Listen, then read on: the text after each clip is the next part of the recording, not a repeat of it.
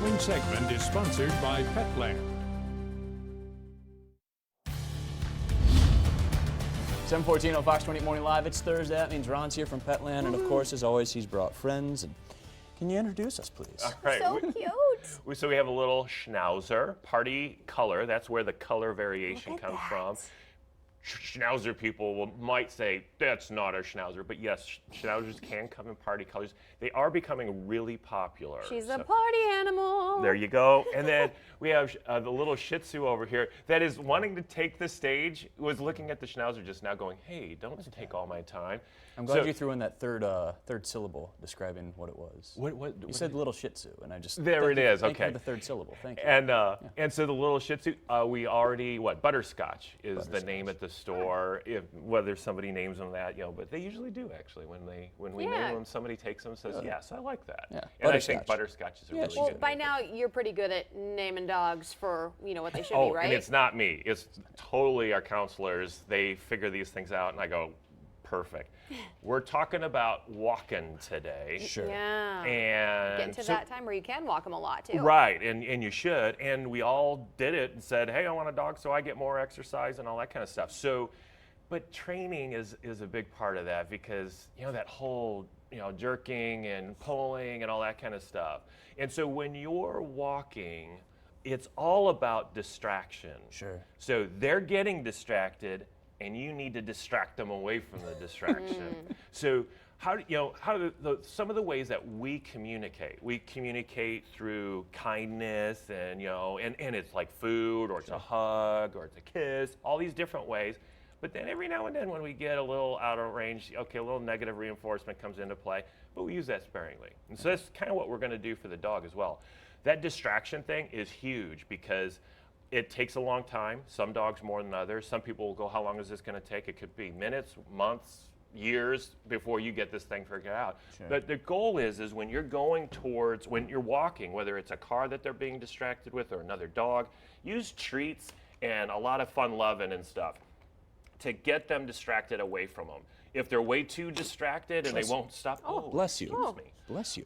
Then pull away from whatever that distraction is. So if it's another dog and they're just going crazy, get 10 feet, 20 feet, 100 feet until they calm down, and then really distract them with love, treats, and all that kind of stuff. And then get a little closer. And that's kind of the thing, but it takes longer than others. Sure. And then, now it's the cars. Now it's other dogs and all that kind of stuff. Some things not to do. Harnesses are great, but the worst thing because what do we put on sled dogs so that they can pull harder? Harnesses. So everybody buys these harnesses because they are cute. Well, and it's also, I think we worry about hurting their necks and choking them, so we think that's better. Right. So back up and go, let's stop that neck pulling, and that's that distraction thing. There are some really quick things out there. There's Sporn collars, and they look a little complicated, but once you get them figured out, it's ways to put pressure points under the pits and stuff like that. So when you pull, I don't want to pull. That's what we use on my dog, yep. And then they've got some that lead from the nose. Wherever the head goes, the dog goes. And so they have those kind. Oh, another don't. If you have a pulling dog, don't buy one of these. This just really, really, really encourages them. So if you're using it, go, oh gosh, I got to wean myself off. But just notice that you haven't solved anything. You've just promoted it. Sure. And then sometimes these, ThunderShirts are good because it just calms everybody down a little bit. And then, that negative reinforcement.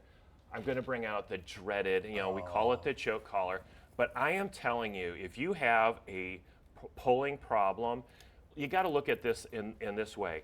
If you just put it on, it's loose.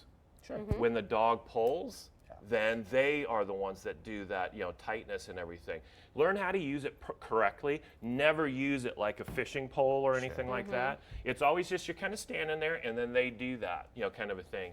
I put this on my dog who is tiny as puller within 10 seconds stop pulling. Wow. I was like, Great. holy cow, I'm in on this one. And we practiced a little bit in the house. She doesn't pull. This is always loose when we go around. We have another dog that's a little more tenacious. Okay, it does get pulled a little bit more frequently, but I'm telling you the walk is so much nicer. If you're not into this, fine, don't do it. All the other stuff to try out. Yeah, you got all these others. But know that, golly, consider this because it is a really cool solution on how it does it. And just got to think of it as they're doing the pulling, not you kind of a thing. Use it the right way. Use it the right way. And if you need help with that, there's plenty of trainers out there. Sure. If you need a name of a trainer, come down to Petland. We'll give you a couple of names. So. Well, there you go. You can get all of this at Petland. Find a trainer, get these little babies if you're interested in meeting this party animal, this little Shih Tzu right here. And Rebecca, it's going to be a great day out there. The party animal, yeah. Great.